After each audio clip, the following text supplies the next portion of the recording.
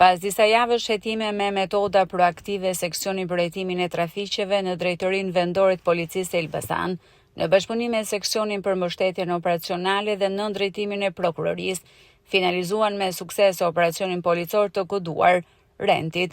Në kuadër të operacionit u arrestuan në flagrancë 2 shtetase nga Kazakistani, përkatësisht 37 dhe 38 vjeçe, të cilat ushtronin prostitucion në 2 apartamente të marra në qyra në qytetin e Elbasanit.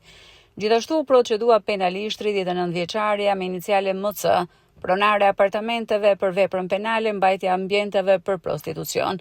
Gjatë kontrolleve, policia sekuestroi shumë aparash në valuta të ndryshme, dokumente identifikimi dhe celular, të dyshuarat përfituara nga kjo veprimtari e palishme. Në drejtimin e prokurorisë së Elbasanit vjen puna për dokumentimin e plotë të rastit dhe identifikimin e personave të tjerë të përfshirë në këtë aktivitet kriminal.